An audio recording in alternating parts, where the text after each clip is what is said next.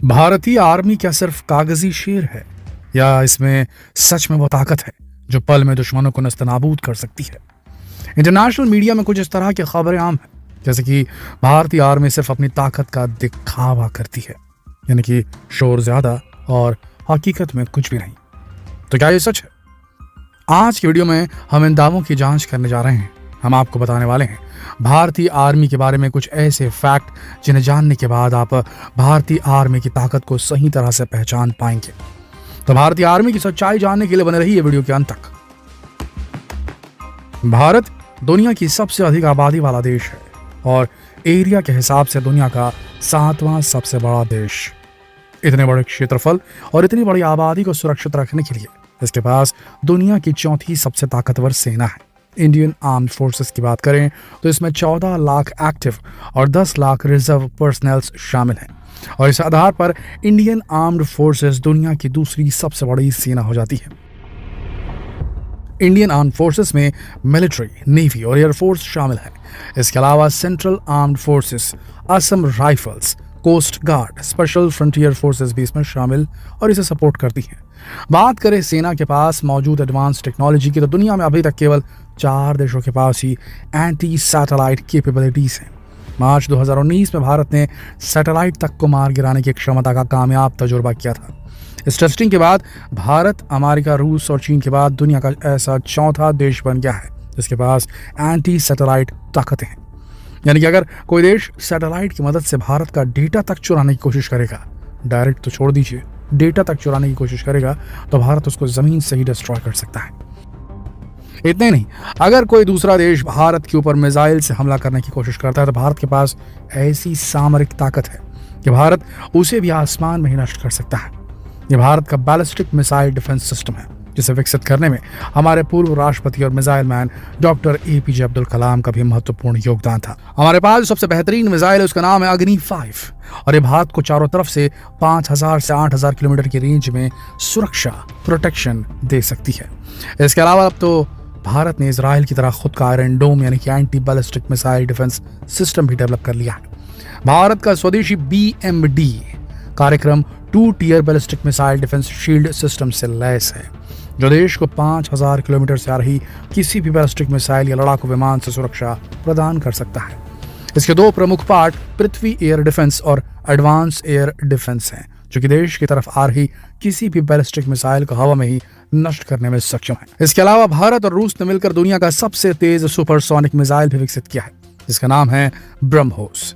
यह मिसाइल आवाज की गति से भी तेज गति से अपने टारगेट को हिट कर सकती है और अब तो इसके नेवल वर्जन की भी सफल टेस्टिंग कर ली गई है। यह मिसाइल इतनी शक्तिशाली है कि फिलीपींस ने चीन से अपनी सुरक्षा के लिए इसे भारत से खरीदा है और तो और कई और देश भी ब्रह्मोस मिसाइल के ऑर्डर दे रहे हैं। यानी अब भारत न केवल हथियार बनाने के मामले में आत्मनिर्भर हो रहा है बल्कि वो दूसरे देशों को हथियार एक्सपोर्ट भी कर रहा है। भारत के पास 4800 से ज्यादा बैटल टैंक्स हैं, 2200 से ज्यादा एयरक्राफ्ट्स हैं, इसके अलावा 300 से ज्यादा शिप्स और 20 से ज्यादा सबमरीन पनडुब्बियां हैं। इसके अलावा 2 एयरक्राफ्ट कैरियर्स भी हैं। इतनी बड़ी सेना के साथ इतने सारे हथियारों के निर्माण और रखरखाव के लिए भारत को बड़ी रकम भी चुकानी पड़ती है। भारत का रक्षा बजट साल 2023-24 में 5.94 लाख करोड़ रुपए है, जबकि पिछली बार यह बजट 5.25 लाख करोड़ रुपए था। भारत का रक्षा बजट उसके कुल बजट का लगभग 14% है जो कि हर साल बढ़ता ही जा रहा है। आपको जानकर हैरानी होगी कि भले ही आपको रक्षा बजट की राशि बहुत बड़ी लग रही हो, लेकिन अभी भी चीन का रक्षा बजट भारत से 3 गुना ज्यादा है। पड़ोसी चीन और उसकी विस्तारवादी नीति जिससे भारत को हमेशा चौकन्ना रहना पड़ता है। यानी कि हमारा सबसे बड़ा दुश्मन आज भी अपनी सेना पर हमसे कई गुना ज्यादा पैसे खर्च कर रहा है और इसीलिए एडवांस टेक्नोलॉजी के मामले में भी वो हमसे आगे है। लेकिन अब भी आप ये तो जरूर सोच रहे होंगे कि देश में रोज जंग के हालात तो होते नहीं, फिर इतने बड़े रक्षा बजट की क्या जरूरत है, इतना पैसा क्यों खर्च होता है। असल में लोग समझते हैं कि सेना का काम केवल बॉर्डर की हिफाजत करना और जंग में दुश्मनों से देश की रक्षा करना होता है, लेकिन असल में ऐसा नहीं है।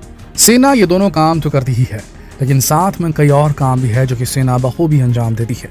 इसमें सबसे पहले नंबर आता है मिलिट्री इंजीनियरिंग सर्विसेज, जो कि देश की सबसे बड़ी कंस्ट्रक्शन और मेंटेनेंस एजेंसी मानी जाती है, जो कि देश के दुर्गम इलाकों में निर्माण कार्य तक करती है।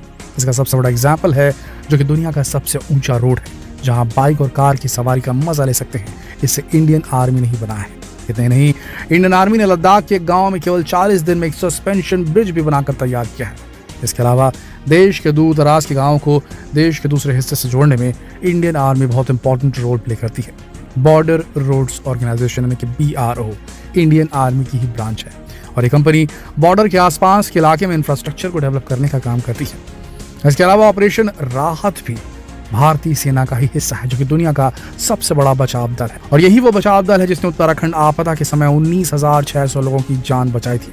इसके अलावा इंडियन नेवी भी सभी बड़ी प्राकृतिक आपदाओं के समय लोगों की जान और माल की हिफाजत करने में काफी मदद करती है। देश के किसी भी कोने में बाढ़ हो, भूकंप या कोई भी आपदा आ जाए, हमारे सोल्जर्स हमेशा देशवासियों की राहत के लिए तैयार रहते हैं और इतना ही नहीं, पूरी दुनिया में शांति बनाए रखने के लिए यूनाइटेड नेशंस की शांति सेना में भी भारत के सैनिक अपनी सेवाएं देते हैं और UN की यूनाइटेड नेशंस की शांति सेना में सबसे ज्यादा मदद भारत की तरफ से ही की जाती है दुनिया भर में, यहाँ तक कि अमेरिका और चीन से भी ज्यादा। तो अब आप ये तो समझ ही गए होंगे कि भारत की सेना केवल कागजों पर नहीं बल्कि सच में सुपर पावर है, लेकिन इसके बाद भी कई ऐसे सेक्टर हैं जहां आज भी भारत को इंप्रूवमेंट की बहुत ज़रूरत है। सबसे ज़्यादा ज़रूरत है हमें नई और एडवांस टेक्नोलॉजी की, क्योंकि हमारे दुश्मन देश काफ़ी तेज़ी से अपने एडवांस हथियार इकट्ठे कर रहे हैं। वहीं चीन सालों से अपने बॉर्डर के पास गांव बसा रहा है और नए नए ब्रिजेस और रोड्स का निर्माण कर रहा है, जबकि हम इस मामले में चीन से काफ़ी पीछे हैं भी। हालांकि अब भारत ने भी बॉर्डर तक कनेक्टिविटी बढ़ाने के लिए निर्माण कार्य शुरू कर दिए हैं। हालांकि हमने इस काम को काफ़ी देर से शुरू किया है, लेकिन अब भारत ने भी अपने बॉर्डर की सुरक्षा के लिए एडवांस टेक्नोलॉजीज़ को अपनाना शुरू कर दिया है। इस समय हम एक ऐसी सिचुएशन में है दोस्तों जहाँ एक तरफ खाई यानी कि पाकिस्तान है और एक तरफ कुआं यानी कि चीन है। ऐसे में हमें अपनी सेनाओं को और भी ज़्यादा एडवांस और घातक बनाने की ज़रूरत है। अब इतनी सारी जानकारी के बाद आपका क्या कहना है कि क्या सच में भारतीय सेना आपको कागजी शेर लगती है? जिस भी विदेशी मीडिया को ऐसा फील होता है कि भारत की सेना एक कागजी शेर है, तो उसे एक बार आना चाहिए भारत में और भारत का युद्धाभ्यास देखना चाहिए। भारत के सोल्जर्स की ट्रेनिंग देखनी चाहिए। भारत ने जो मिशन को अंजाम दिया उन्हें समझना चाहिए। जो युद्ध लड़े हैं उनके बारे में कहानियां सुननी चाहिए, उनके दस्तावेजों को खंगालना चाहिए, तब उन्हें समझ में आएगा कि देश वीर जवानों का है, अलबेलों का है, मस्तानों का है। ये अपने जान की परवाह नहीं करते देश की रक्षा करने में। वीरता सबसे बड़ा बल है।